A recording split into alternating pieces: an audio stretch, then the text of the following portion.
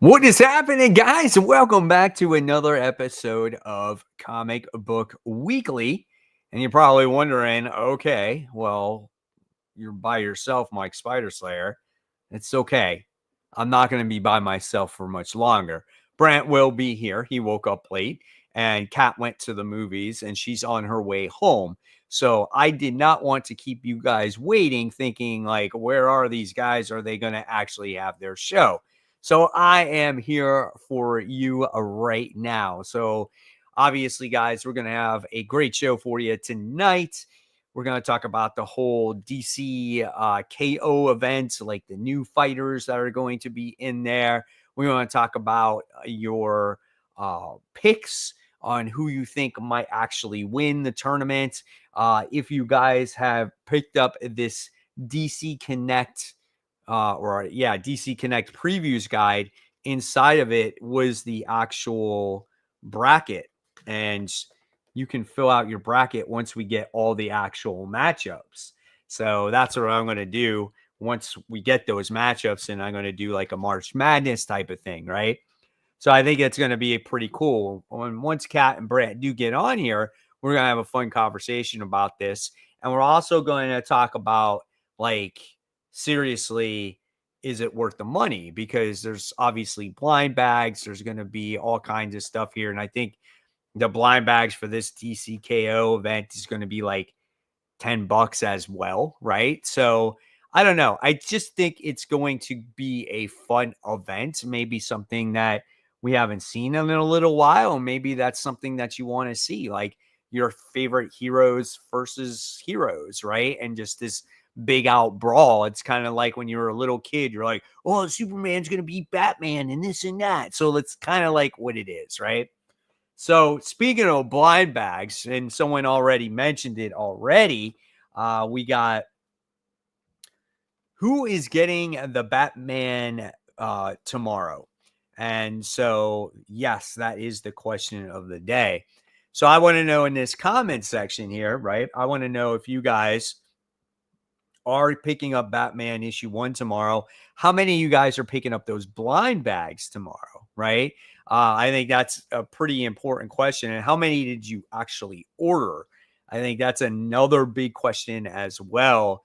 I actually ordered 5. So, and I heard, and I read an article online, and I think it was Bleeding Cool, that I guess people already been selling them like on eBay. They opened them up and got them on eBay and whatnot, and been selling them for a hefty dollar. And I think that kind of sucks. You know what I'm saying? Like, why can't you just wait until New Comic Book Day, open them up, see what you got, and then sell them? I think that's kind of crappy in my opinion, right? So yeah, and then, just give me your thoughts and comments there, guys. But I just want to give a few quick shout outs here. We got Get the Key Comic that's on, and then we got KO that's on here as well. And it says, he says it depends on the price if they try to rip us off. And I think he's talking about the DCKO stuff, right? I don't think the series itself is not that long. I think the main event is like maybe 4 issues. And then I think there's a tie-in, and then maybe a alpha or omega or something like that. I don't even know. I don't know. But I know it's not like super long. And I think that's kind of cool. The name that changes is on. He says Ola. And he says, I got a crown. Just racking up the points here. So we're talking about the chat. In the chat, you can rack up XP, and I guess you can battle with each other to see who can be in the top 3, right? So we got Sherb in there that's got 75 XP. Get the Key Comics has got 50 XP, and Trev the Goat has got 50 XP as well. So yeah, there's 6 people in here trying to fight for the top spot on the top commenter, right? But please don't spam your comments, right? So don't do that. So yeah, and then Sherb says hi, Mike, and then we just got Kevin. That's just like showing popcorn. Oh, that's nice. And let's see what else we got in here. We got Tevia's on the show. Welcome. Don't worry. Like I said, if you just missed it, Brant and Kat are on their way. Brant just woke up, and Kat went to go see the movie. Went to the movies this time. Last week it was Lady Gaga. Today she went to the movies. We're gonna find out what she saw. Right. Let's see. And then we got Tizzy the Great says it's the tie-ins that are going to add up. I guess that's when it comes to the events for DCKO. Jesse says cheers, right? And then we have Emily who says getting one blind bag burnt out. Are we at that point already where we're getting burnt out of the blind bags? Like try to say that like 5 times fast. Burnt out blind bags, burnt out blind bags, burnt out blind bags, right? So Brant's on. Hey, Brant, how's it going, bud? Hey, what's going on? No, doing pretty well. Sorry I'm late. No, you're good, man. It's fine. I understand. It's your sleep time, and you just didn't wake up on time. It all happens. Yeah, well, no, I actually woke up about an hour, 45 minutes ago. I had like 6 books left to read, and I told the guys I wasn't feeling great, so I've been moving a little bit slow. So, yeah, but I'm here. Okay, that's good. Well, sometimes it's hard to get motivated to read if you're not in the mood for it. Yeah, that's true too. So, but I just got back from like a 5-day trip, so I'm not myself. No, where did you go? We had a show. It was a state fair a couple hours away, and we were setting up Lisa's crochet stuff. So we were there from Wednesday through Monday. So that's right. We talked about that last week because we were like, well, how are you going to read your books when you have this show? Right. So as you can see, I was down to the wire reading my books. So here we are. Yeah. Yeah, absolutely. That sucks, dude. So I can understand why you're tired for sure. But it's all good. So Tevi, I'm just kind of shooting the shit with the audience here and just talking about like the DCKO events and kind of just like, are people buying into it? Are they going to buy blind bags, and what do they think of it? And some people are just like Tevia just said, honestly, if you want my advice for DCKO, just focus on the main event. I don't think there's that many tie-ins to it either. I think there's just like one and done issues when it comes to these tie-ins, and then you got the main series, and that's about it. I don't think it's going to be this crazy long, insane like event like some of the other stuff that has happened. Yeah, and it's probably one of those cases you buy the one shots of the ones you want to read, you can skip the rest, and the main event will kind of be like a summary of everything that happened. Yeah, exactly, for sure. That's not a bad way to do it. Yeah. The infamous Mike Manhattan said, did you guys see the new trailer for Marvel Zombies? I did not. No. I did not. I did not either. I do know the new Avengers comic book has the Avengers going back to Battle World, and they end up in the Marvel Zombies area. Yeah, that's the next issue. I did read Avengers this week with the missing moment, which we still don't know. They're still chasing. You still don't know what the missing moment is? That's what this arc is, to find the missing moment. They claim to know what it is now, but we don't have a clue what it is. I'm actually thinking of buying this Avengers issue that has to do with the Marvel Zombies because it's going back to Battle World, and I think it's leading to that, I guess, that comic that's coming out that leads to the next series of Battle World. So I might check it out. Yeah, for sure. No, and this is that Zeb Wells is writing it. So yeah, it is what it is. Tizzy, no, I have not seen Superman yet. I just didn't have a chance with the trip.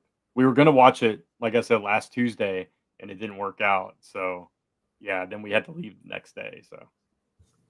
There's Lady Gaga herself. I know. I'm Lady Gaga. I'm going to the AMC. I gotta stop making plans on Tuesdays. Yeah, right. it's like, oh, hey, you want to go Tuesday? What do I got on Tuesday? Comic Book Weekly? Yeah, sure, let's go. Granted, I thought maybe we'd still be on break at that point, but yeah, that wasn't the greatest planning. But I'm back. I'm not seeing Lady Gaga. I wore that shirt yesterday. I should have wore it today. And then I went to see a movie that I thought was just okay. So did you? Movie. So time not worth spent. It was called The Roses. It was with Olivia Colman and Benedict Cumberbatch, and it was fun because I didn't love the movie, but then some people love the movie in my group, and then some people were like, it was in the middle. So I kind of like a movie like that where you're not all agreeing. So that was kind of fun. But yes, I am back. I don't know where we're at. I don't know what you guys have been chatting about. Just chatting. Well, I went on first just by myself, just talking with everybody. We kind of started with the DC stuff a little bit, like who's buying into the events a little bit, and just kind of like, are you buying blind bags and stuff like that? So well, how many you buying? How many you buying? I'm buying 5. I don't know yet. Like I haven't. Oh, I'm trying to think of it now. Wait a second. The FOC came out for it last week. So at the same time, Mark Spears is coming out with his blind bags for the trick or treat ones. Oh, so they're coming out at the same week. And the DC blind bags are $10 again. So I think I decided to buy 3, if I'm not mistaken. And then I decided to buy 5 of the Mark Spears ones because the Mark Spear ones are $5 a piece. So, and the other ones are 10. So I decided to go with that. And the Mark Spears ones, I'm not going to lie, they're probably going to be cooler anyway. You know, when it comes to covers. So what about you guys though? Right. So what do you guys like? Are you going to just check out the main issue, Cat? No variant covers for DCKO. Like, what's your thought process?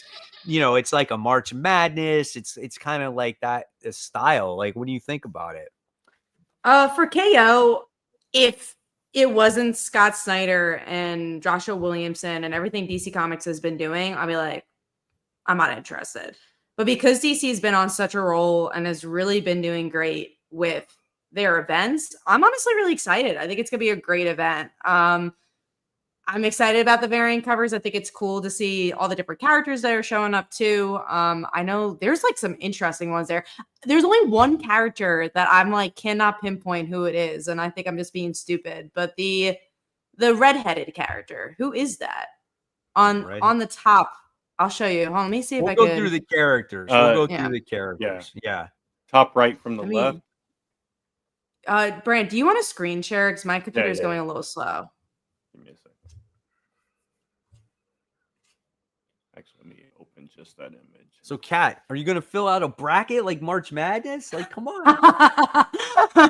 Maybe. Honestly, that'd be kind of fun. Maybe before it comes out, we should fill out a bracket. Yeah, we could fill out a bracket. That'd be really cool. I didn't know the bracket was out. If we could find the bracket, I'd fill it out. It was in the DC previews book, and it's not the full bracket, though. It only has a few of the names, the people in there so far, so they haven't announced the matchups yet.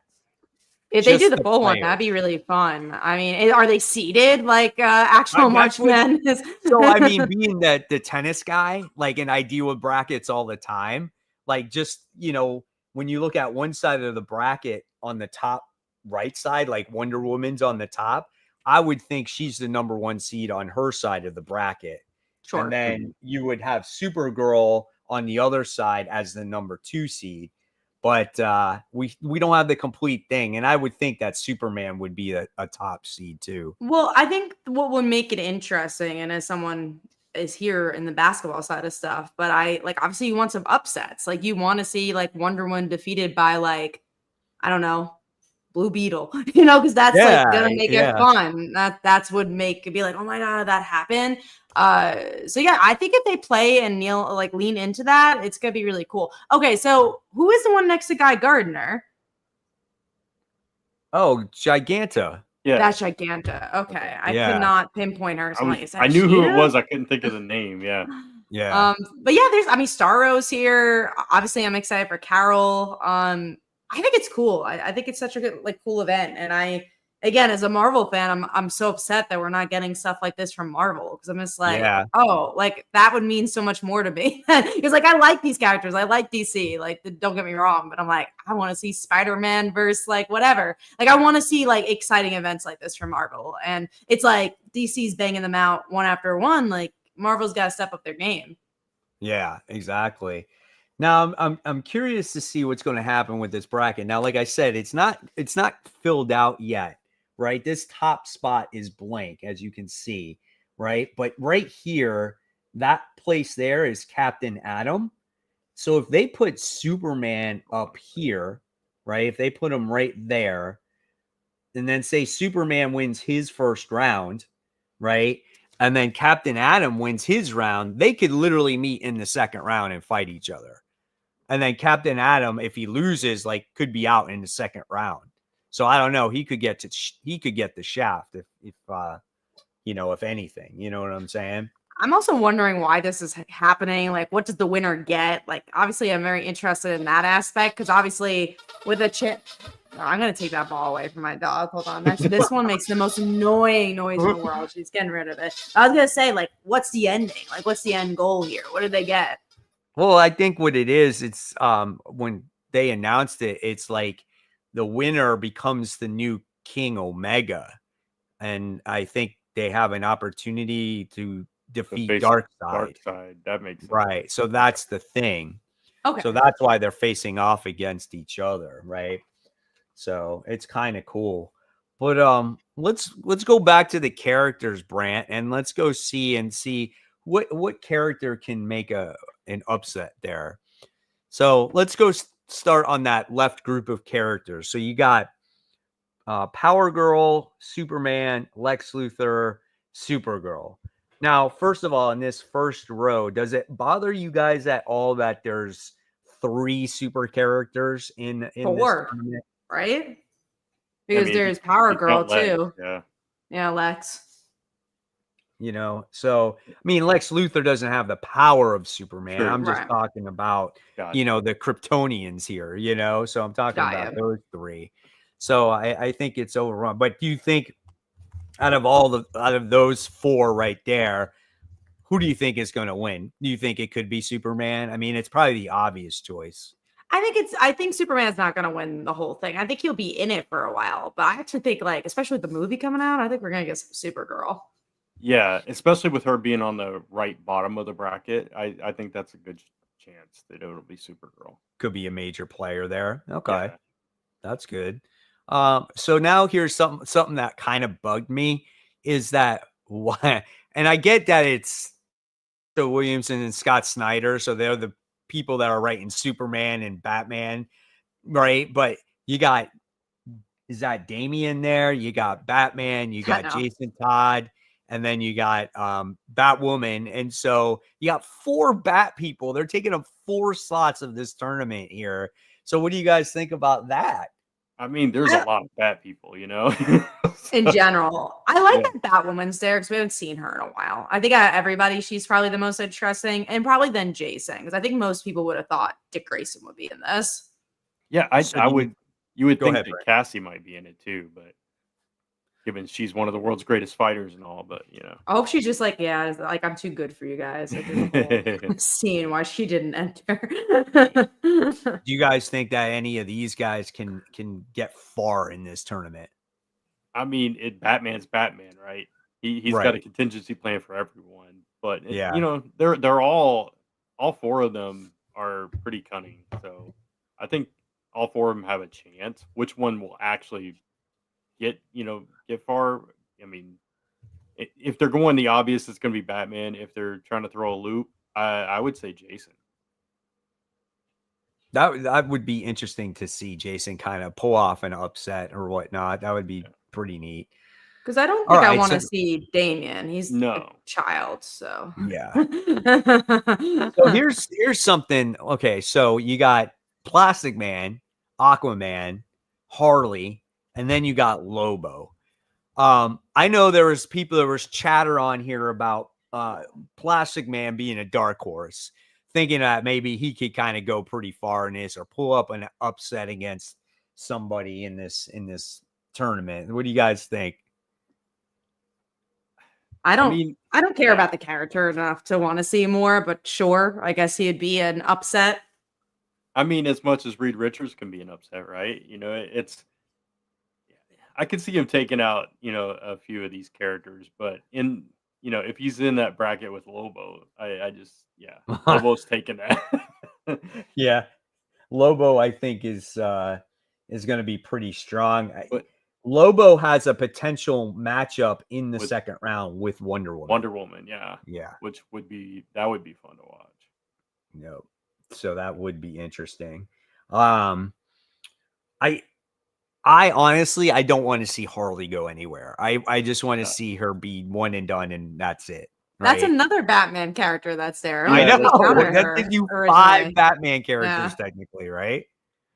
All right. And then the next row, we got Metamorpho, we got Wonder Woman, we got Swamp Thing, and then we got Firestorm. Honestly, bro, just put Firestorm all away and I'll be good with that. I have not seen that guy do anything in the longest time. He's not even in any comic books, nothing. Put him back on the map, make him relevant again. Yeah, I would love to see Firestorm. And he's a powerful character too. Oh yeah, yeah. I mean, he can like, I don't know the term for it, transmogrify different elements and create elements out of thin air and all that stuff. So, and Swamp Thing is like super powerful too. He's in tune with the earth. So, Yeah. all 4 of them have some potential. But yeah, it's been a long time since we've seen Firestorm in the spotlight.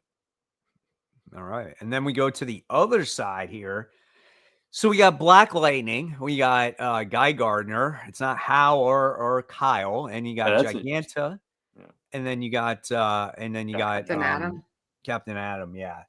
So I guess Captain Atom could be, but if he meets up with a potential Superman, I don't know what would happen there. So I don't know if they're gonna push him. Giganta, I see a first round loss. I just don't see it. I don't even know if she can pull out an upset. Black Lightning, Guy Gardner, I think they can at least get past their first rounds. Yeah. Yeah. I want to see I want to see more Black Lightning because I feel like it's been a while. Well, he had that miniseries and then he kind of disappeared. Right. That's true. Yeah. Yeah, with his daughters. All right. Yeah, go ahead, Brent. I was just gonna say, if this was the '90s, I'd say Guy Gardner hands down because he was very popular then, But yeah, it's hard with as powerful as Captain Atom is to look at those 4 and be like, yeah, Captain Atom's losing. You know what I mean? So Exactly. But it depends on who he's up against. So. This is 32 characters, we said, right? So I'm actually curious how many female characters they have. So they have 1, 2, 3, 4, 5, 6, 7, 8, 9, 10.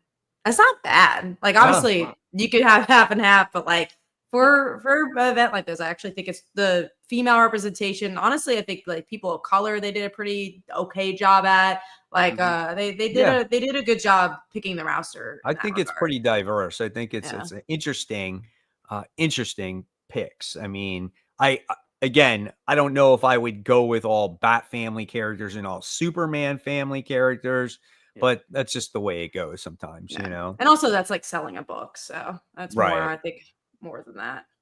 Yeah. All right. Next row, we got Old School Flash, right? And then you got Cheetah, and then you have Cyborg, and then you have Big Barda. Interesting again that they went with Jay over or Barry, etc. Yeah. Well, and we'll get to the next sets of people too that they're gonna be picked over a couple others. But I mean, Big Barda is gonna go far, I think. I would think so, man. I would think so too. I would think out of all 4 of those, I would think so for sure. I mean, she's basically indestructible. So yeah. Yeah. And Cyborg, like, I don't know. I think he could go far, but he has a very competitive nature, obviously, right? With the sports too, yeah. Right, exactly. So I don't know. We'll see. All right, the next row, we got Connor. You got Carol, which I thought at first was Amethyst. I didn't realize it was Carol after the fact. Yeah. And then you got Vixen, and then you have Zatanna. So Zatanna's going far. Zatanna with her magic base. Yeah. if Superman's probably going to be on the other side of the bracket from her, but they could meet up in a final, and then that could be an interesting final because Zatanna and Superman, weak to magic, stuff like that. So that could be an interesting matchup. To Kat's point, Connor here instead of any other Green Arrow character. That's Carol instead of Carol.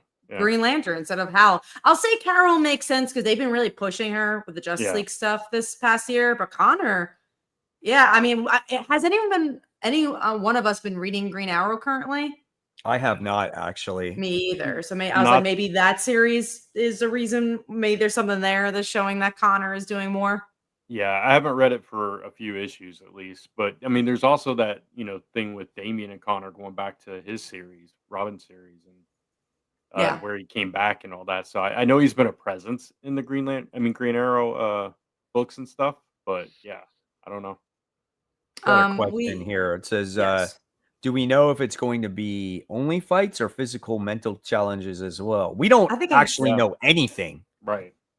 I think it's going to be very Big Brother, as Mike might know. But I do think it's going to be a mix of physical and mental because, I don't think it's just going to be fighting. I do think that's going to be the point. It's going to be testing friendships, testing relationships. Yeah, it will be interesting how they do this. It could be a bunch of different things, Yeah. So I'm wrong. Lewis says Green Arrow's a solo series, no family. So I guess it's not even in that book. So in this last row, I feel is probably the most odd row out of all of it, right? I think they're all brutes though, because they're all bigger people. Yeah. You got King Shark, you have Hawkman, you got Demon and Despero. Oh yeah, isn't it Energon or Etrigan? Yeah. I almost said estrogen. Hey, that's estrogen right there. That would be interesting. The embodiment. Estrogen, the demon. and then Starro. Starro is a crazy pick. That he could pull out some upsets there too.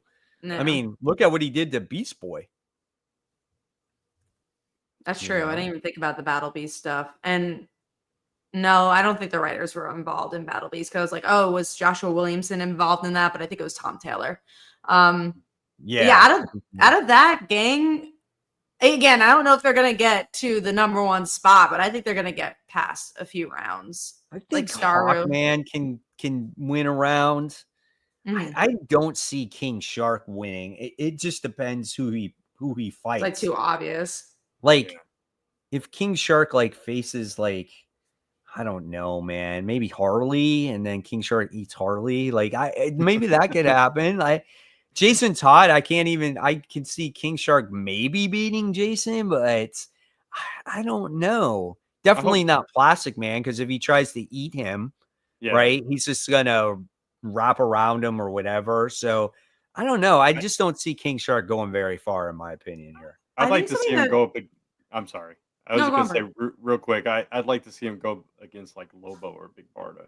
Try to eat them. What I was going to say, this is changing the subject, but not.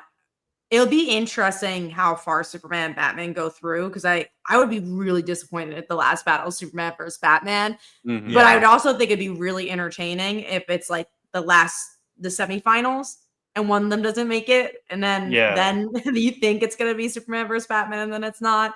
I think that would be kind of a troll move. That would be fun, but I hope it's not the two of them. That'd be not fun. Yeah, because then that makes it too predictable, right? It's come on, Superman, Batman, we see that all the time, and they're in books all the time. It's the world's finest. We don't need to see them in a final battle each other. How many times have we actually seen them fight each other or whatever? Right. So I don't know, man. It's a hard one. When I feel out once these matchups actually are announced, that's when you can make your predictions on who you think that will win this whole thing, And I think we'll do something with that when it's officially announced. We'll probably do all right, let's place our bets. Yeah. Yeah. My comic shop is thinking of printing out this brackets and kind of filling out your bracket. The NCAA thing, March Madness. Yeah. I think it'd be cool. Yeah. I There's think gonna this be is a some. great There's gonna be idea. some big gambles. I think there's gonna be some people losing their houses over this book. Could be. Never know. I think it's a great thing. I mean, you never know. This could be a trend, like something that this starts like a year round. Like it's the DC battle, the DC KO battle that happens every year. Fill out your bracket. I mean, listen, if you want to get people talking when it comes to comic books and having fun with comics, I feel like this is it. I think this is Yeah. really cool. Just, coming up with these matchups. And it's Yeah. like, you can have different players every different year, so it's something that you can not only do just this year, but you can do it in future years as well. Yeah, I It mean, feels. Go on, Brent. I'm sorry. No, you can No, go. go on. Okay, I was just gonna. No, you go. You go. All right, I was just gonna say this is like classic, fan talk. It's like who would win between this character and that character, and we get to see it live out in this event, which I think is kind of cool. That's all I was gonna say that it reminds me a lot of those old school events that were so great, like House of M or Civil War, where it's like, why can't Marvel and DC come up with new concepts? And this feels like a new concept, which, yeah, let's get it. Let's get new concepts. Let's like do new things, but also feels so obvious. Like if you were brainstorming with your friends and you'd be like, well, what are comics about? Like what's in the root of superhero comics? Like fights, right? So Yeah. it's like kind of crazy that it took this long for something like this to happen. Yeah. Sometimes you forget about the basics of superhero comics. Like that's why you read them, because you like to see the action at hand. You like to see the fights. You like to see the team ups. You like to see all those different things. And sometimes it doesn't need to be overly complex. And hopefully it's not overly complex event. And it's something that people will really enjoy reading and have fun experiencing, I want it to be character driven in the regard of like, I want there to be stakes, but yeah, I don't need it to be like, well, this person did this and the mythology changed and this. Like, I don't want that. I just want fun action that has some emotion, Right. that I think that makes a good event. And then, yeah, maybe in the end, if something happens in the end here that shakes the DC universe, that's an added plus. Yeah. I know there was a couple people concerned, like that I read in my comments, saying what happens if this ends up like Ten of Swords? You know what I'm saying? Like remember when they had like an arm wrestling match with each other in one of them, and it was just like, oh, and that person wins. And it's like, let's hope like shit like that doesn't happen, because that would be kind of crappy. I'll say this feels bigger than Ten of Swords, so I think that helps. I feel like Ten of Swords just never felt that long. I actually had to think about it when you said Ten of Swords. Like, where was that? Oh yeah, X-Men. Yeah. I forgot about the event. Yeah, because it was that bad. I mean, it just was such a letdown. Yeah, I don't know. It's it will be interesting to see like why they're fighting and what kind of fights they have. If there will be some psychological stuff, or if it's all going to be physical, that kind of thing. So, I mean, if there's, it would be kind of interesting if there is kind of some kind of intellectual battle and you've got Lex Luthor in the mix.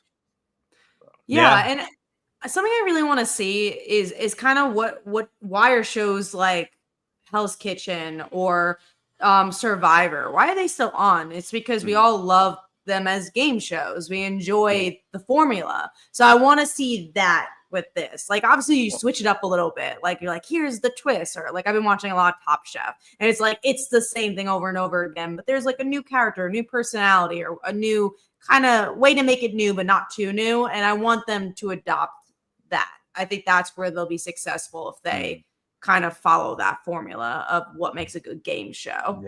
Yeah. I mean, some of the most popular video games of all time, like Mortal Kombat, Street Fighter, etc., tournament fights. So, it's all over the place. We love tournaments. So with that being said, right now, just off of the players that are on this board, I want Firestorm to win. Kat, what is your pick? Just seeing the players on the board right now. I think Supergirl. I think she would be an interesting voice for the DC universe. Again, maybe she's too powerful because she's Kryptonian, but I'd like to see Supergirl. What about you, Brett? See, that's hard because those two are two of my picks. So if I'm gonna go different, aside from those two, I have a guess in my brain of what you're gonna say, Brent, but I'm gonna see what you say first. Interesting. I'm trying to think of like the ultimate, like if the end game here is to go up against Darkseid, who am I gonna want to see go up against Darkseid? I'm gonna go with a bit of a sleeper and go with Carol. Actually, I thought you were gonna say Carol. Zatanna. Wow. I thought you were I gonna thought say Zatanna too.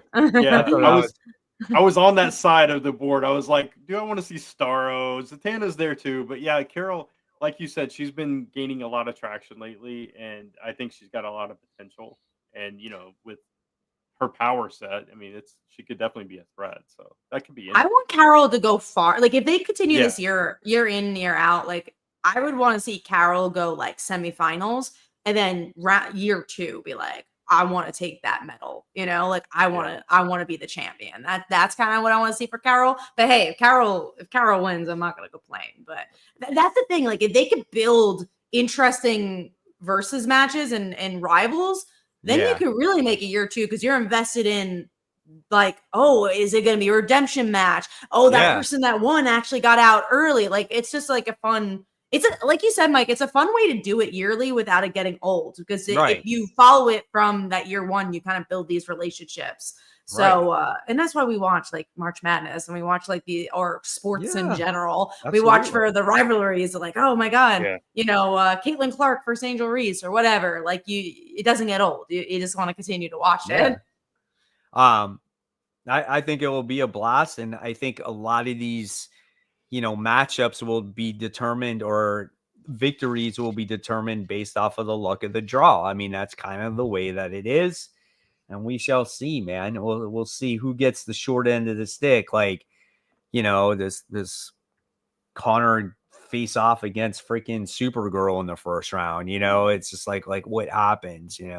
So I'm looking forward to it, and I think we all the settings too. Like that's going to be a big part too, like where they fight. Right? You know what I think it would have been fun if they had just put all these names in a hat and had the creators draw them out, and then they had to come up with a story around it. Honestly, that would be really fun. Yeah. Maybe they did. We don't know.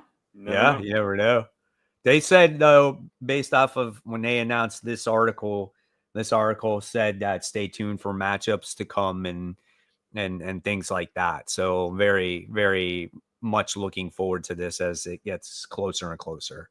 Yeah, for sure. The name changes says I avoid March Madness like the plague. I think it's more of a U.S. thing. Yeah, I don't think it's like anything outside the U.S. March Madness. Like college basketball. I don't even gamble or anything. I just like filling out brackets and just and being that I'm a sports fan, obviously I teach a sport for a living, but I've always been a huge sports fan and I love bracket style of tournaments. I love obviously football. Like I love all that stuff. And, I don't know. It makes it mean something. I think at the end of the day, as long as it's written right, I feel like this actually means something and it can be fun. It's like rankings in general. That's why we do this and why you guys like our scores, or if you have a letterbox, like why people go on letterbox, you want to see someone's ratings. It's kind of like that. Let's rank them. Let's see what happened if you put this versus that, or like a top 10. It's like in our bones that we like it. It's also the college football playoff, right? Look how much drama there is surrounding about that and the rankings and all that stuff. Well, what's interesting about March Madness when it comes to like football, or for me, basketball, it's also because the college stuff is interesting because it's the telltale what's going to happen when they get to the major leagues or, the professional sports. So that's what's interesting about it. And maybe they'll play that idea in DC Comics in some way, but Louis says here in Brazil, we fill the brackets for FIFA. That makes sense. I didn't know that. Yeah, they had the brackets, but that's what I would thought you would be filling out brackets for. All right, so there's that DC talk. Glad we can talk about it. And I guess there's this one other news piece. It's literally only one news. Someone talked about the Marvel Zombies TV trailer. I didn't see it, I don't. Okay, so we didn't see it. And then there's the other news. This Ultimate Cosmic Daredevil, and I don't even know why I marked it off. Maybe because it was the only piece that we had. Maybe I don't know. I just I'm like, okay. I'm like, oh, maybe because it has to do with the ultimate storyline. And at this point, I'm like, I don't really need any more characters introduced in the ultimate universe. Let's just get to this story. Let's get to the maker making his return, and then let's be done with it. We have way too many characters at this point. I feel like it causes the story to be a stall as of right now. So especially Ultimates too. It feels like that's all that series is that they keep introducing new characters. Yeah. I feel like they ran out of ideas. I only marked it because you marked it. So I didn't really have anything to add. And I was like, oh, we're going to talk about it. Believe it or not, that's all the news from this week. But I'm glad we took a deeper dive in the KO stuff because I think that's fun. And we talked a little bit about the blind bags. I'm sure we'll talk more about that next week. Before we get into comic stuff, I do have some Kickstarters. I'll just put it in the links links in the comments. Just because they're older Kickstarters. I've talked about them in the past already. They are in the comments. So we are going to jump into some comic books. All right. So here we go, guys. We got some comic stuff to talk about. And we're going to start off with... What do we start off with here? There was a lot of comics this week. Yeah, there was. I had so many. 27 books I read this past week. So I had 18, and that's a lot for me. That's a lot for you, yeah. Let's talk about how much did you have, Brad? I only got through 14 of them. I was telling Mike before you came on that, because I was out of town for 5 days, I was like rushing to finish my books tonight. And then I forgot. Yeah, but I'm looking at the doc and I totally forgot to read Immortal Legend Batman. So we'll talk about that without spoiling it real quick. So what did you think about Immortal Legend Batman, Kat? As a Power Rangers fan, I was expecting more Power Rangers. It doesn't really happen till the end of the book. There's like a secondary story where it's like, oh, that feels a little bit more like Power Rangers because it was sold to be like, this is like a Power Rangers book. I can respect the book, but I don't think it was for me. There's a lot of mythology that was thrown. It's like, here's this character, here's that character, here's this character. And I don't love like Batman Beyond. That's not something that I enjoy personally, but if you like Batman Beyond, you might like the vibe of this book. But like reverse, it's like more olden times. It's like 1800s vibe. Like a Western almost, yeah. Yeah, really? It's like a Western. So it's like cyberpunk, but how about if it was a Western instead? So yeah, it wasn't for me, but I don't think it was a bad book. It just didn't hit a nerve I needed. I think I'll continue it just to see where it goes. I did like it. I like the artwork on it. Dan Mora did the artwork. I thought it was nice. It was interesting to see the plot there. And by the time you get to the end of it, they kind of introduce you to who the Immortal Legend Batman characters are. I think if they did not do that, I would have not continued the book. So I'm happy that they did give you a little bit of a backstory there. So I'll continue it to see where it goes. It could be fun as time goes along. I know it's only like 6 issues or something like that. It's not like an ongoing or anything. So there's that. All right, so let's move on. So we got Teenage Mutant Ninja Turtles Shredder. This is issue 1. Myself and Brant read this one. So I thought this one was kind of fun. I didn't know that like Shredder died or whatever in the last run. Yeah. How did he die, Brant? I honestly don't remember. It's been a while since I read that. I remember him disappearing, and then I don't think he actually died. I think he went somewhere else, or he came back in like some kind of ghostly form, if I remember correctly. If somebody in the comments remembers, it's a little spotty for me. But I don't know. He just had these visions of like worms every time he was thinking back. Yeah, I remember him kind of being some kind of essence that was inspiring events at some point during the last run. Right. And it's the first time we've seen him since the relaunch and stuff. So, but yeah, it was interesting that he comes back and his the whole Foot Clan has been taken over by somebody else, and it's like inverted, and they best him in combat and all this stuff. So. Yeah, and now he's working for like the government to take him down, which is weird. Yeah, and they're like, give him this armor, and he's like, forget this, I ain't wearing this garbage, and he just puts on the helmet and puts on the claws, and that's kind of it. So I thought that was kind of cool. Okay, So yeah, it's like I said, it's been a while since I read about his death because it was way back in 50. Oh, so wow. yeah, That was a while ago. That's a long Yeah. time ago. So I'll continue that book too, just to see the development of it and see how it goes. Because I like Shredder. I think he's a cool character. Part of the reason why I started reading Turtles to begin with, because I thought he was a cool villain. Yeah, he is a cool villain. I like where they built the whole armor for him with all the advancements, and he just like tore it apart and put his mask in his Yeah, it's blades back hilarious. on. Yeah. All right, and then we'll talk about Ultimate Spider-Man issue 20. Me personally, I thought this was one of the weakest issues. I'm tired of, like, we already had them sit down and have dinner once before, and now we're having them have another dinner, and now you get all the like dirty laundry all aired out to Mary Jane, and then like she kind of like knocks out Gwen Stacy there. But I'm just kind of like, we have 5 issues left of this series. And I think it's time now that we put something in there that has some kind of action, has some kind of Spider-Man stuff in there, because we're running out of time, and I want to see something, you know? So that's just my personal opinion. I didn't think it was a bad issue. It's just, I need something more at this point now. I really like the cliffhanger, and I think that drove it home for me. I enjoyed MJ taking control and being like, all right, we got to get Gwen out of here. I thought one of the weaker elements of the issue is not following through on their son, because he's like the Black Hat stuff. Like they're like set up something, and then it just kind of dropped in this issue.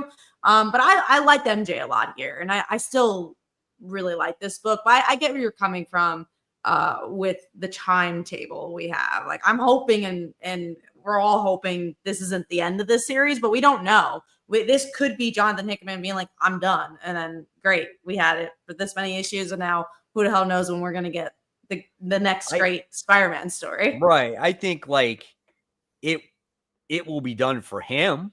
And if they bring it back, it's going to be somebody else. But it will might not never be as strong. It will never be the same way. You know what I'm saying? So I don't know. Yeah, I wonder if we didn't know that the end was in sight, if you'd feel different about the issue. But given that we do know that, I totally get where you're coming from too. It's like at this point, with so limited of issues left to read, we get a very heavy, just sit down, talking heads kind of story here. I think it was important. I think the conversation was important and needed to have. Sure. And you know, the payoff with her, you know, clocking Gwen and everything was well done. I like that, you know, she's the one that's stepping up and saying, no, this has got to go differently. I thought that was kind of cool. And even though I'm upset that they dropped the ball with his son too. I did like the conversation between him and Uncle Ben. You know, it was a touching, you know, little moment where he was like, I don't want to talk about it. No, I'm going to talk about it. It was, you know, felt very teenagery. But yeah, no, I get it, because we don't have that much left. We probably needed a little bit more here. Yeah, I agree. The one thing I'll also add is that I like that MJ was in the action, and it proves that she doesn't need superpowers to be in the superhero book. And I think this book does a good job at that. Because again, obviously regular Marvel's been like, she needs to be Venom or she needs to be Jackpot to be relevant. And I think this issue proves like she's badass enough if she's MJ.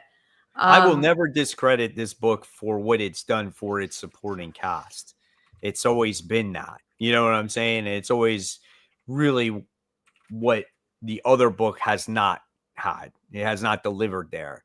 And then I just think at this point, when it comes to the development of the supporting cast, I think we're at that point now where it needs to be done, and we need to just get some Spider-Man action in here. You know, people want to have a nice balance, and I think we're so character heavy, which it's okay, but it's just like we just talked about, we've got 5 issues left now.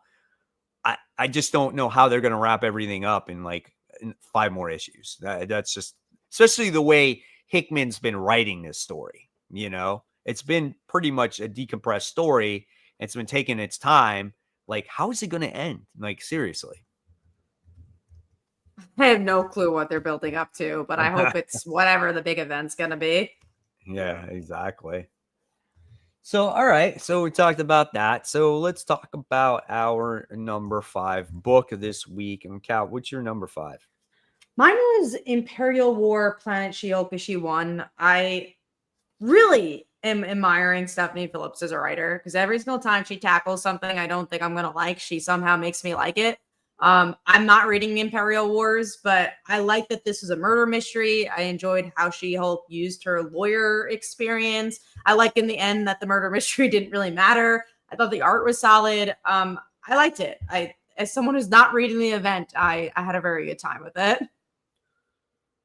I liked the book too. I thought it was all right. I mean, it wasn't in my top 5. I had some books that I thought were better, but it was an entertaining read. And I do like how the end of the book just there was this mystery, and it's just like they spent all this time, and they're like, "Yeah, it's not against the law to do this here." And it's like, "Why did I waste my time, trying to solve this mystery?" So it was kind of funny, man. It was a good time. Oh, you're on mute, Brent. Sorry, I thought I unmuted it after I got through typing. Sorry.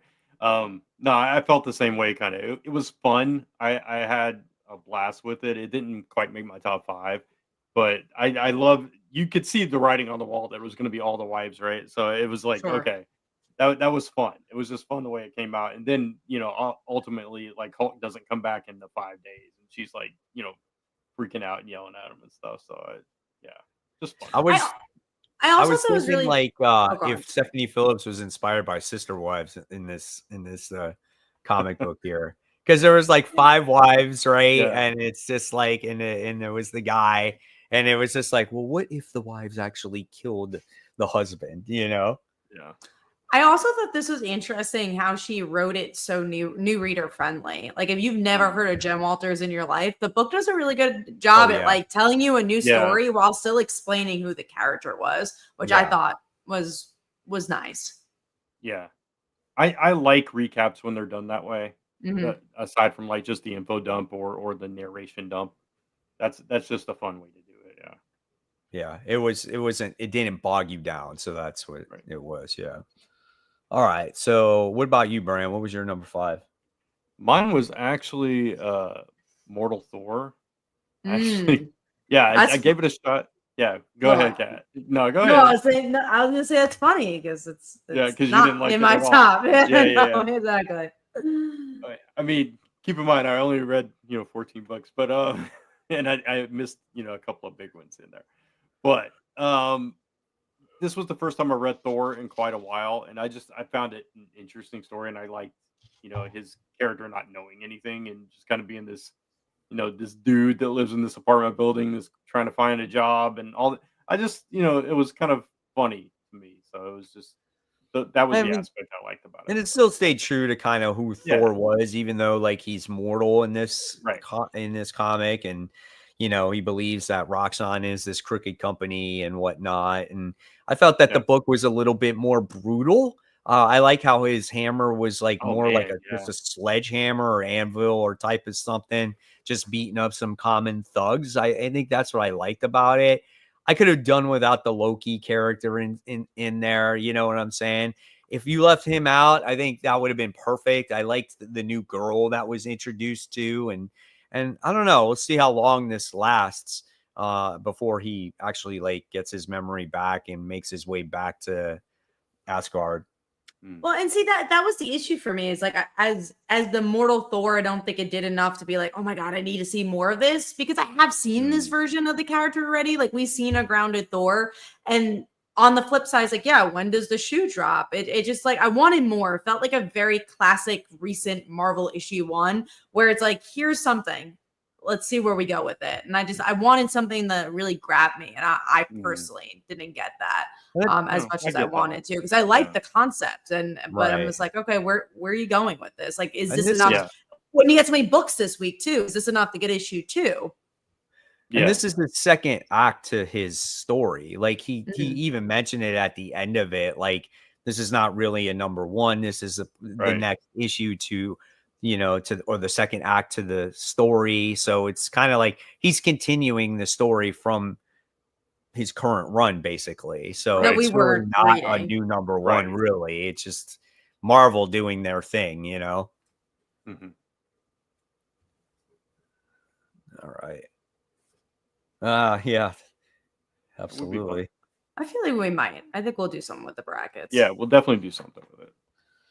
All right, and then my number 5 went to Emma Frost, White Queen, issue 3. That's a surprising book. That I think was my number 6. That was really close for me. I liked this book. I liked it since issue 1, and then I like how issue 2, like, she's being betrayed, and then issue 3, she's basically on the run, and she's trying to figure out what's going on, and then you kind of get to see her use her powers. You kind of get to see her, like, how her powers work when she's reading what everybody is thinking, and the manipulation that of her, how she uses the powers to, like, it's so cool, man. I love her character and how, like, she's written in this book also.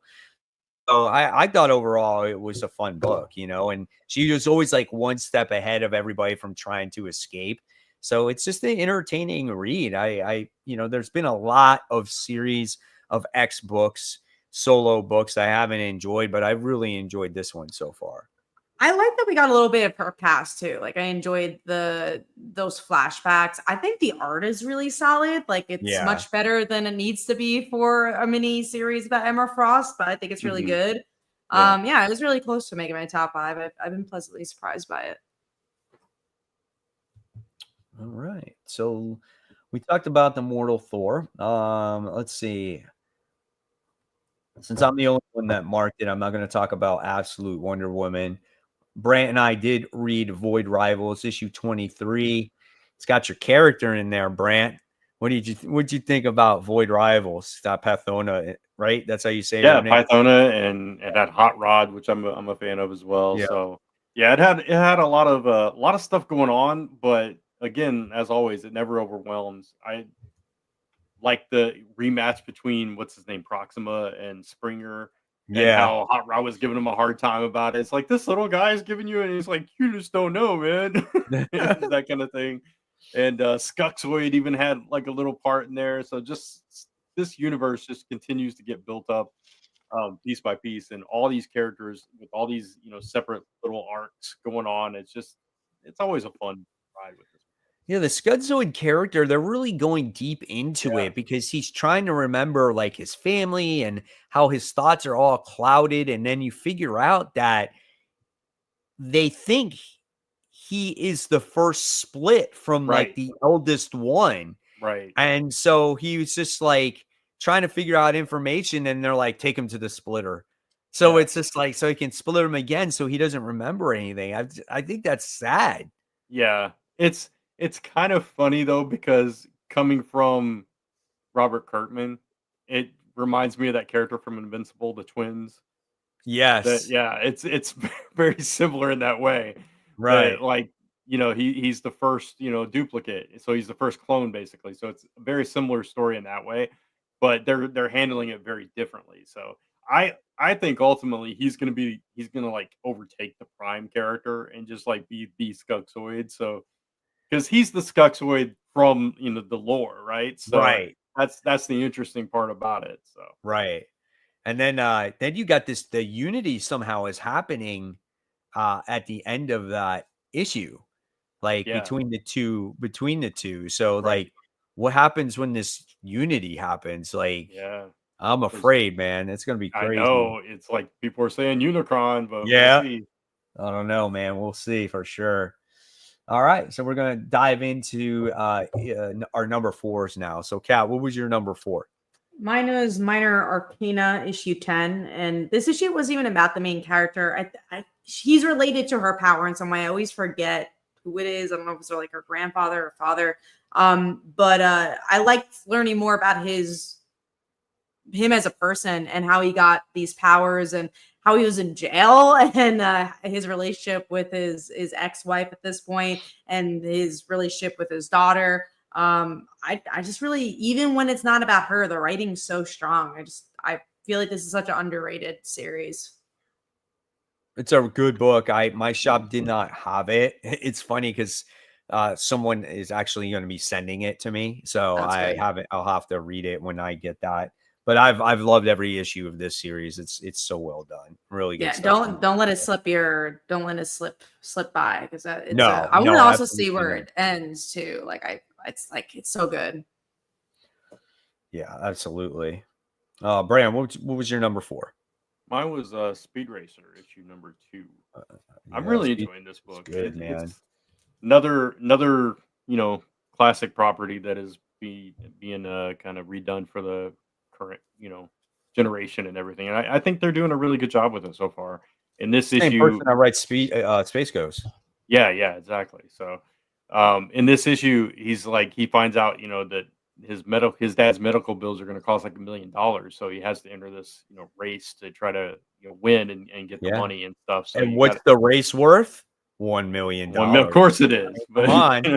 and of course you got the cheesy classic names for these characters and stuff. Like his name is actually Speed Racer, and you got I can't remember all the other ones, but There's I know one some was Tailgate the Jones. announcer guy's name, or something motor oil, and just all car related stuff, right.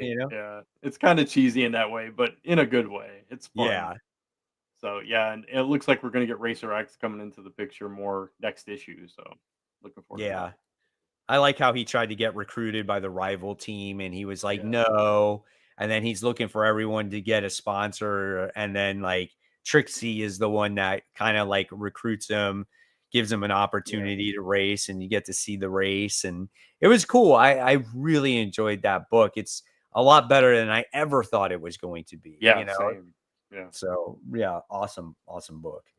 My number 4 was actually The Thing. This is we're at issue 4 at this point when it comes to that one. I loved it. I love how he's just protecting this girl. This girl has a secret we don't know until we get to the end of it. But there's this bounty on the Thing's head, and you're like, what? Why does the Thing have this huge bounty on his head? And since it's so large, you see every freaking villain from the Marvel Universe go after the Thing. And it was so much fun to see that. I mean, you had the Sinister Six go after him. You had some off the wall people go after him. B-rated villains go after him. Oh my God. It was a blast. Absolutely love this book. It captures the Thing on who he actually is too. And that's what I love about it. It's Tony Fleets too, so it's oh man, Tony Fleets gotta maybe write more for the big two, because he really, like you said, he gets into the character really well, but he does the action well. And again, I think we all kind of saw coming that this girl probably had powers of some sort, because why are they stealing this little girl? But I enjoyed the build up to it, because it was kind of the ride was more fun than the destination there. But I've been really liking this series. I won't say it's been surprising, because I was already kind of looking forward to it because of Tony Fleets, but I think you guys should give it a shot if you haven't read any of Tony Fleets stuff. Yeah, it wasn't surprising because it's Tony Fleets. It's surprising because it's the Thing. That's right. But this was another fun issue, and the whole time she's like, "Stop fighting! Why do you always have to fight?" and all this stuff. And then she at the end, you see why and all that stuff. So yeah. Well, she talks about being angry too. She talks about having anger issues. Right. Yeah. It's been a while since we had a really good Thing series. They've had other ones, but I think this one, between the writing and the art, is really good, and it kind of just captures again who that character really is, So great stuff there. All right, so let's move forward now. We're going to go on and talk about Superman issue 29. So I think you can start to feel the tension building when it comes to just towards this event, right? I mean, you got this Dark Legion is here. You wind up getting the Time Trapper that's warning Superman.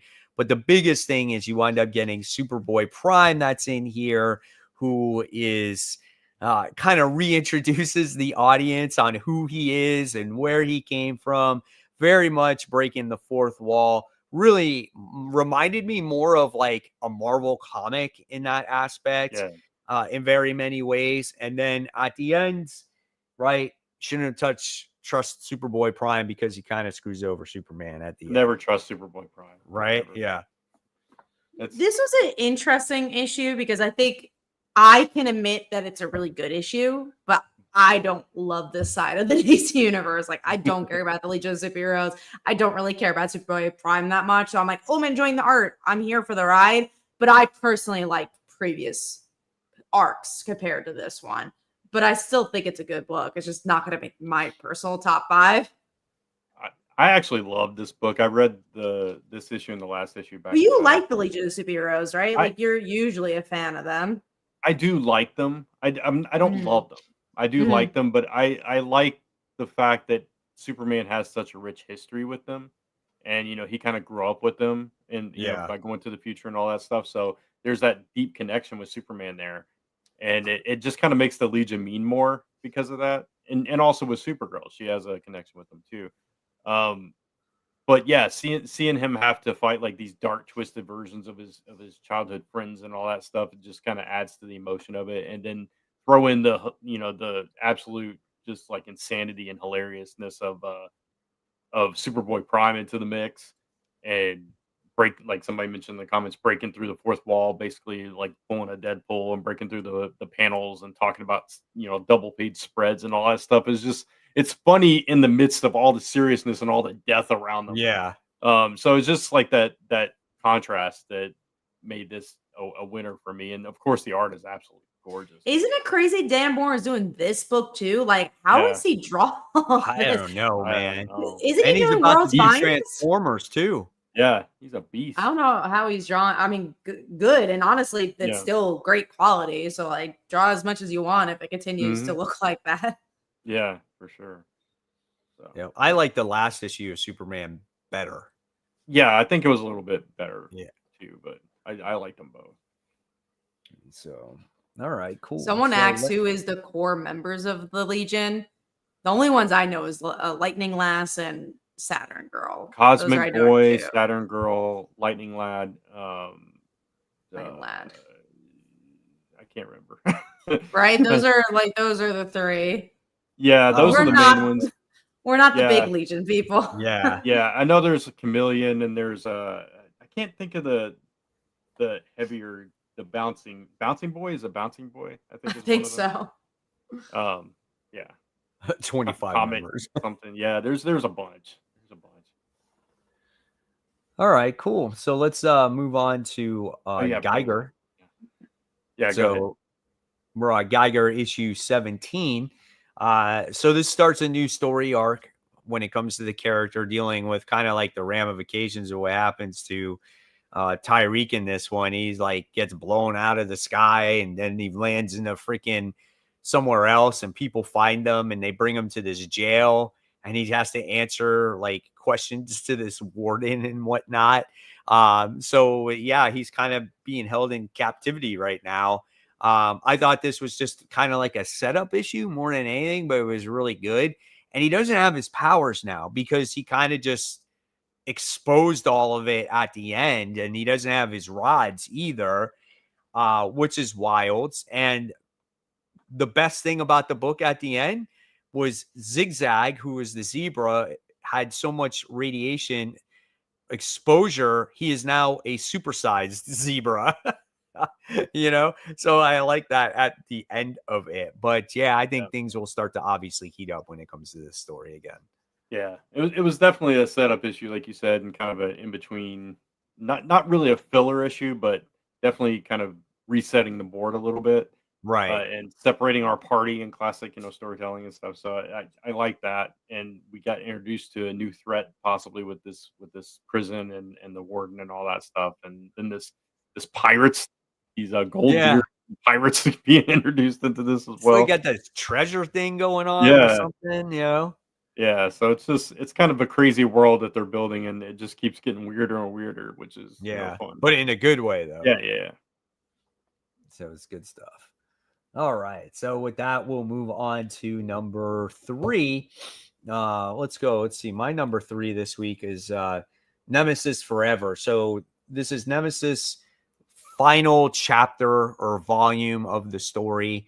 And this time around, when it comes to Nemesis, he not only wants to take over the city, he doesn't want to take over just the United States. He wants to take over kind of the world. And then he continues to do his big, shocking things.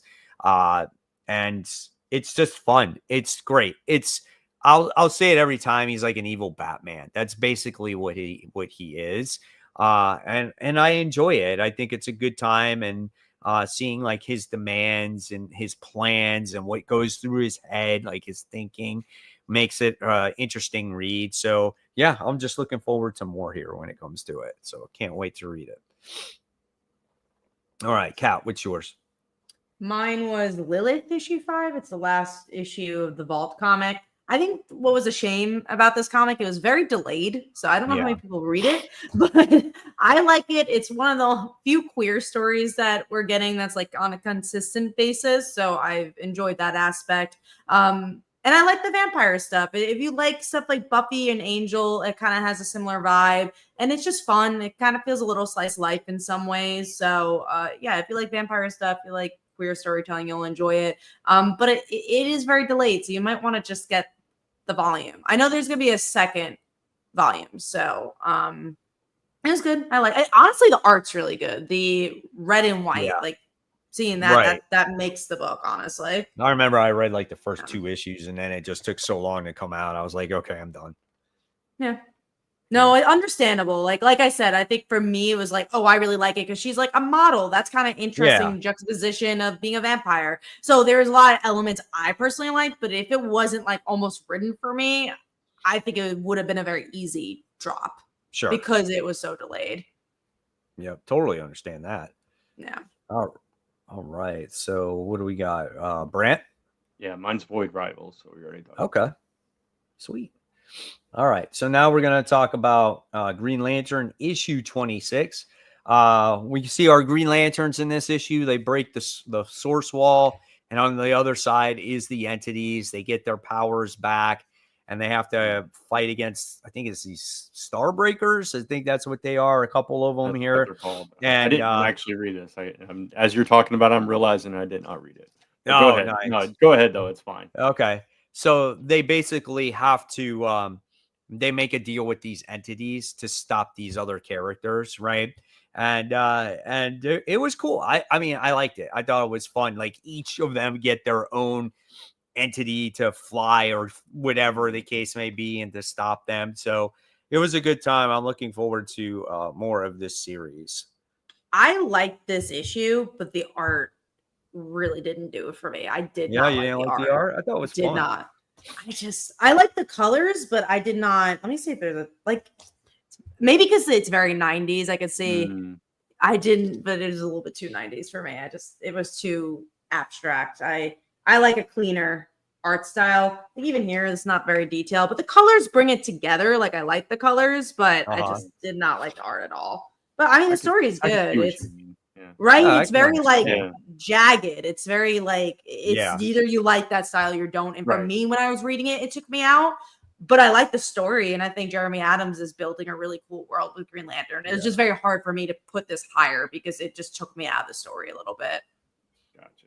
Yeah. I would say that the colors, you're right, the colors are very important in a Green Lantern book. If a book is not bright or vibrant and doesn't capture those colors, right, then it's just like reading like saying The Blackest Night, right, when it's all black and gloomy and dark, right? So those colors are super important. Okay, so all right, so that takes us now to our next book. Well, we talked about She-Hulk, right? Okay, so now we're on our number 2, right? Yep, I think so. All right, let's go with Brant. Brant, what's your number 2? My number 2 is Runaways, issue 3. You want to hear something crazy, Brant?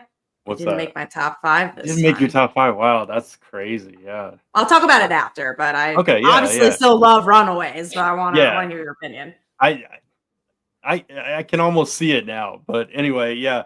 So Alex and Carolina, however you want to pronounce it, have to team up. We're pronounced it the right way in this house, Carolina. Carolina, yeah, right. They have to come together and kind of put their differences aside to find the rest of the crew who don't know what's happened to them and all that stuff. So, as always, this series is kind of, I don't want to say slow, but it does take its time getting to places, and that's probably part of it. Yeah.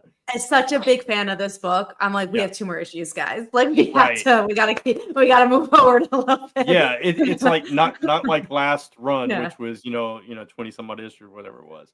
But this one, it's a little tighter space here. But I still like the character moments. I like kind of Gert dealing with her emotions through this. Nico trying to find her way back to magic somehow or something. Whatever's going to happen there, I don't know, because like you said, we only got a couple issues left. But I still like this book. I love this book, and I love seeing Alex back in the mix. I would love to see them kind of make up, but I don't know. There's a lot of things that they had to wrap up very quickly. So I totally get where you're coming from. It was my number 7 though, because like obviously I love this book, and there's so many good stuff here. Like I love Nico's magic. I thought that was really cool. I like Carolina and Alex, like you said, but there's just like, it's kind of like the Ultimate Spider-Man problem that Mike has. It's like you love the book so much that you're like, but we don't have enough. Like I need the story to end, and like I don't know if we're gonna get another volume. Like I want more Rainbow, and I just like it was hard to put in my top 5 this time because of it, because there wasn't that much that happened, but like I still love this book and I love the art, and it's just like I'm sad as a fan that we might have to wait so much longer to get more. So I want them to use as much real estate as possible. Yeah, because if it wasn't for the Doombot, this wouldn't even be happening right now, because it ties into One World Under Doom. Yeah, so it's like I don't know when we're going to see these characters again, so I'm just enjoying every Under Rainbow too, who honestly is the only person after Brian K. Vaughan that I want to see write this book. I agree. Yeah. All right. But it's a great book. Yeah. Glad. Pick it up, please. Pick up 10 copies so we can get more. Yeah. All right. So I think what was your number 2 guy? Mine was Ultimate Spider-Man. I did like the ending a lot, and we talked about it already. Gotcha. My number 2 was Speed Racer issue 2, so we did talk about that one as well. All right, and so the last book we'll talk about here before we get to our number 1 is Absolute Martian Manhunter issue 6. This is the conclusion to the book for now, until we get to the next story arc. So we wind up getting for a while. I think it's gonna be like 6 months or something. Yeah. It's not like a month from now. Yeah, it's gonna be a while. So this is where we get the big conclusion between the White Martians facing, John, right? And it was kind of cool, kind of like how weird and trippy this book is, but like you wind up getting to see like all the people that are, I guess, possessed by the White Martians in here, which was insane. And then you wind up getting to see Bridget, who's the wife, defending the family and the son, right, and whatnot. And just like everything that kind of got to that climax was so, oh my God, it was just so, it's what this book is. It's just it's so trippy and wild. And then something happens to the son, and I could not make out what happened. And they give you one of those pages at the end again, where you hold it up to the light and you get to see the son's face, but there's something inside of him, like a Martian. Some Martian thing going on. I guess a red Martian, which I didn't know existed. I didn't know, right? So I think maybe he's possessed by something. So who knows? But this book is just wild, man. I mean, absolutely wild. So it wasn't in my top 5, but I did really enjoy it. Yeah, same here. Like I don't know when it'll be in my top 5 again, because it is so trippy, and sometimes things don't happen, but this issue they did. Like the family finds out, and the White's pretty much like, what's going on? And he's like, all right, let me tell you what's been going on. So like I do think the narrative will shift a little bit now that he has someone to talk to. It's been a while of him just like kind of in his brain. So I'm curious what the next chapter will bring. I love the art. It's a cool book. It's a weird book. So it's like, it's hard for me to say that's like my top absolute title. It's funny. The only absolute title I've dropped so far is Wonder Woman, which I know most people are like, oh my God, how do you drop Wonder Woman? And it was this this week because there's so many books, and it's hard for me to like Wonder Woman as not a character, but as a book. It's just like I don't usually attach myself to it, but everything else I've been keeping with, including Martian Manhunter. It's just like everything feels so different, and that's what I like about the absolute titles. We did get this comment here. It says, doesn't the son eat that candy that poisoned the other people? He does. He eats like a cookies or whatever it is. And something actually happens to him. You see him fall like on the ground and he's like foaming at the mouth or whatever it happens. But then he winds up getting up and he's like fine playing with his toys. And then that's when you notice like something possessed him. So, but Martian Manhunter, John, the way he got his powers, he almost died, right? So maybe that's what's happening, is that there's like near-death experiences, and that's how you become this Martian thing. Yeah, who knows? Who knows? But I guess we will find out in 6 months' time, right? We'll see what happens with it. All right. So let's go on to our number 1. So, Brant, what was your number 1? Mine was actually Superman. I really liked it.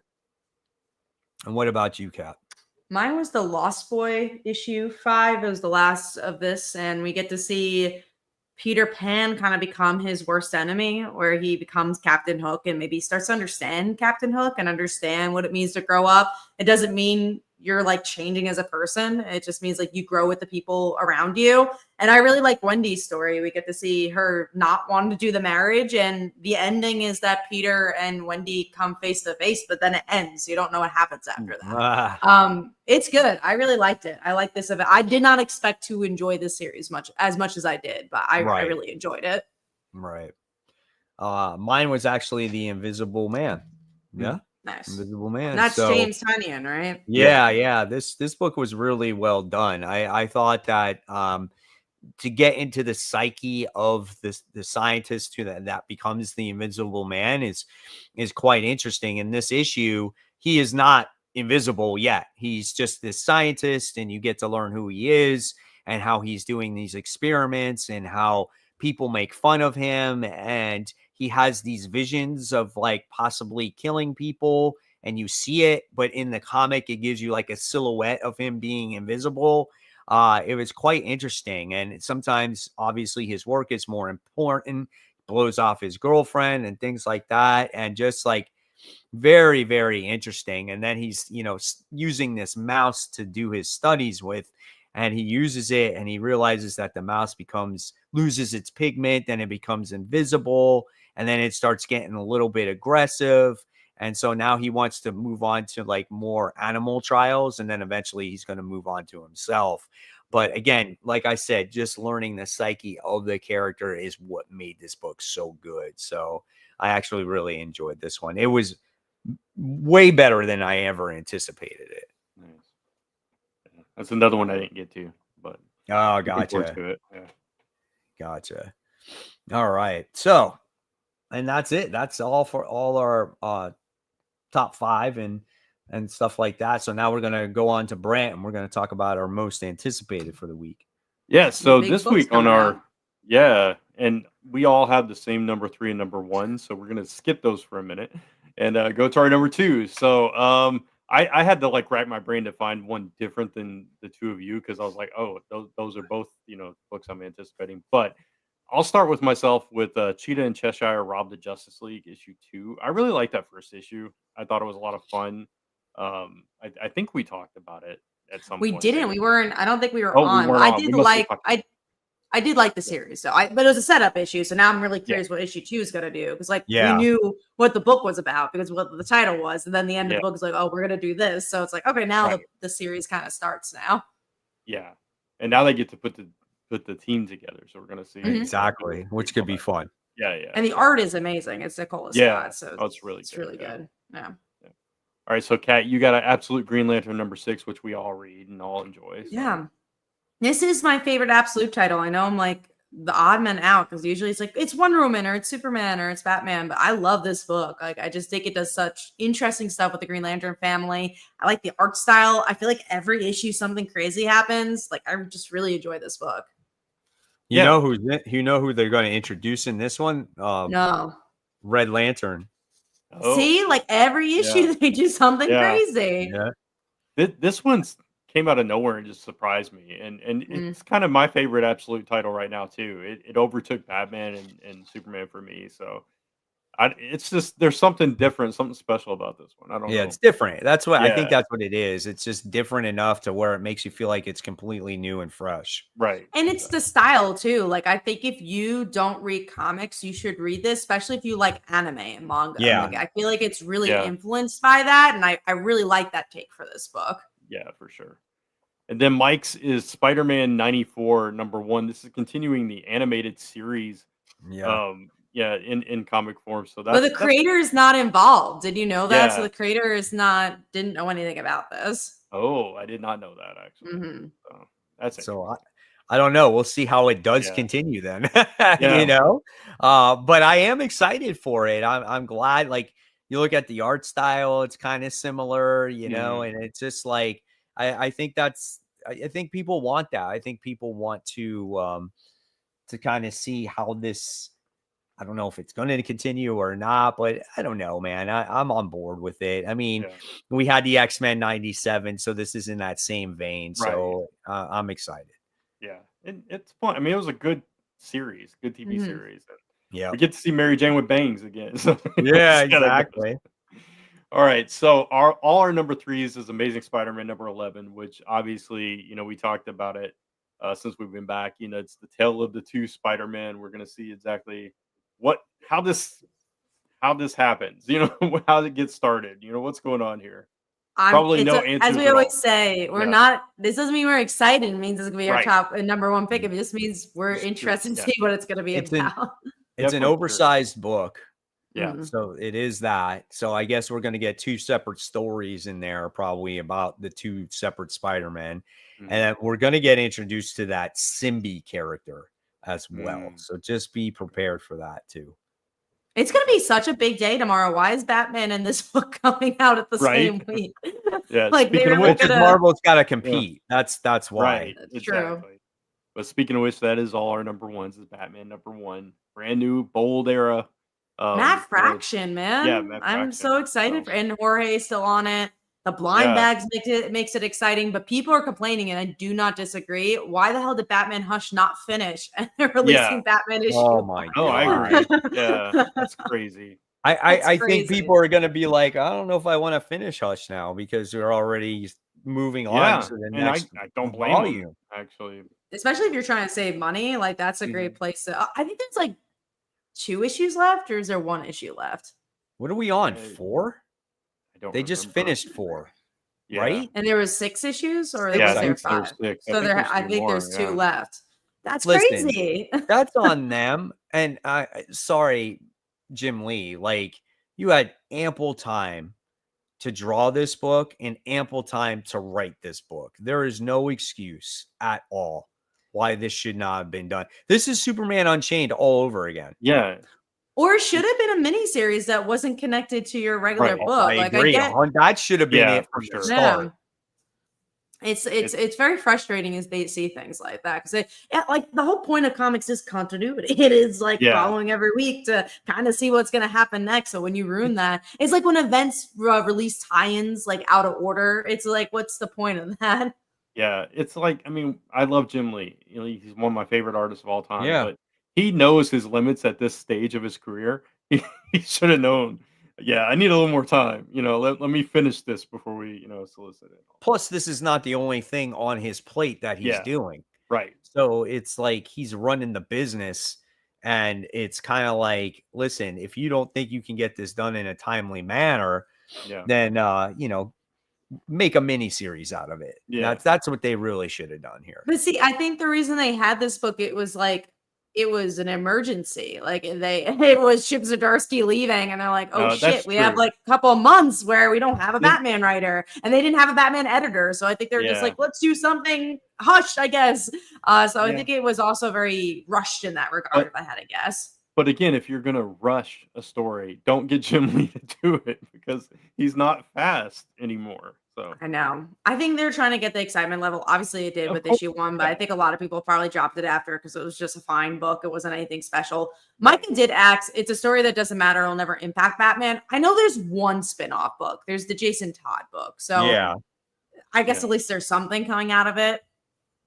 But it also feels like not in this generation of Batman. So it's also a very strange book in that regard that they're making a Jason Todd book that is in this generation. It's like, well, what is that going to look like? And from what I heard, it's supposed to be in continuity of what's going on. And it just doesn't feel that way whatsoever at all. So this new Batman run, like, things are going to be different on top of it too. Like, he's getting a new suit and things like that. So, but when it comes to this new run, I'm excited. It breathes fresh life into Batman again, and bringing back Jorge Corona and just Jorge Jimenez. I say Corona from Transformers. Yeah. I think it'll breathe fresh life into it. So I'm really excited and on board. I'm really curious to see what Fraction can do with Batman. So yeah, I'm really looking forward to this book. I'm getting 5 blind bags. Same. I'm getting 5 blind bags, and I'm actually gonna get a cover A too, because what I'm gonna do, guys, get ready.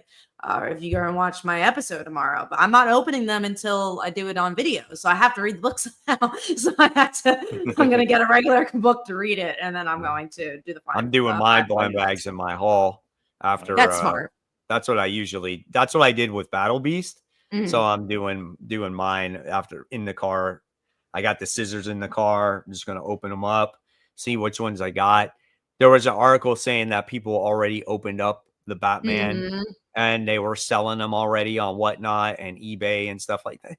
That's crappy, dude. You know what I'm saying? Nothing for nothing. Like, at least wait until the freaking book is out.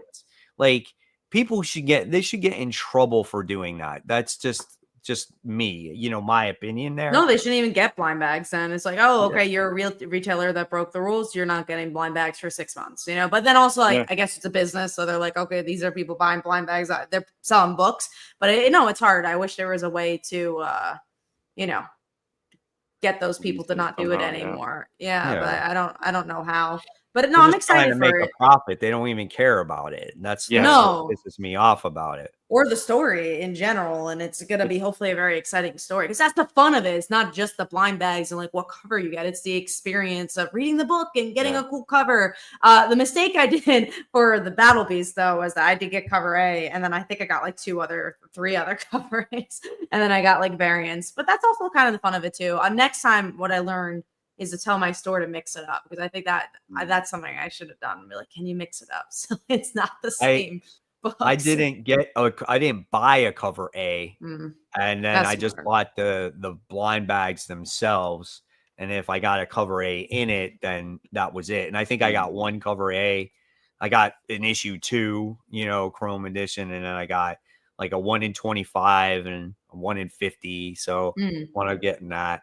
We'll see what happens tomorrow if I get these special. I don't even know which ones are what. I have no idea. None whatsoever. They don't promote it well. What they should do is give all the retailers like a form. So when they sell the blind bags, you can know what the ratios are. That way you kind of know what you're getting. I think it will be, or just make it on a website that's more clear. Like that press release, you have to really dig to see like what books you're getting. Yeah. So I don't know. We'll see, but I'm excited for it. I'm worried though about the comic shop tomorrow, because I know through my shop, based off of how many blind bags you wanted, you had to go through FOC, and I don't think my shop ordered an extreme amount of them. And you're going to have people going outside that might not be regular customers being like, you got the Batman blind bag, you got the Batman blind bag, and so it's going to make the shop like extremely busy and stuff like that. And I think it's going to be kind of a nightmare tomorrow. I already got my 5 to the side. I already have that, but no, it's going to be busy. It's funny because I have a meeting at 1, and normally I'd be like, oh, let me do the meeting first and I'll go to the store. But I'm like, oh man, it's blind bag day. I got to like go before that meeting and just like go straight to the store, because I really do want to get my blind bags. So, because that's fun. Again, this is like the fun of comics, the fun of collecting. Like, I'm so glad we're seeing stuff like that. Let's just not go overboard. Let's not every week to have a blind bag. Let's make it keep it special.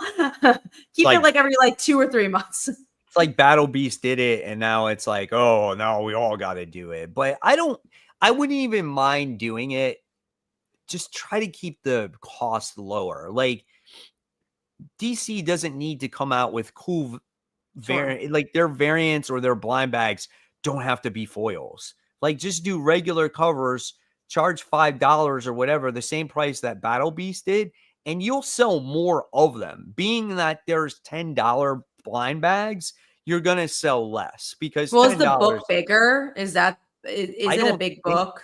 It is. I think because it's foil. I don't remember. I think it's just a foil. I'm gonna look now. League of Geeks. I think it's probably on there. It's a $5 book, yeah. So it probably is the foil, but it's still a $5. Well, no, I guess it's usually $5. So yeah, so they doubled the price for it if you're getting so that's what it is. Like Battle Beast, I think the price point is perfect. $5. You know, you can get a special incentive. Was it cheaper? Was it like $3.99? Wasn't it like $3.99? The blind bag wasn't the exact same price as the cover A. I don't even know. It was really cheap. But I think it was $3.99. Yeah. That's how you do it, though. That's how you get people buying into it. You know, you'll sell a lot more copies. I think my shop ordered like 200 copies and they sold every single one of them. No problem. $4 for Battle Beast. Yeah. Because it's easier to get that for sure. And see, like if you're telling me like Mark Spears is $10, I much rather spend $10 because it's an indie book, right? It's like, okay, it costs more to print. So I'll be like, that makes sense. But at DC Comics, I'll be like, you don't need to sell it for $10 each. Right. Yeah. You sell it $10 because it's foil.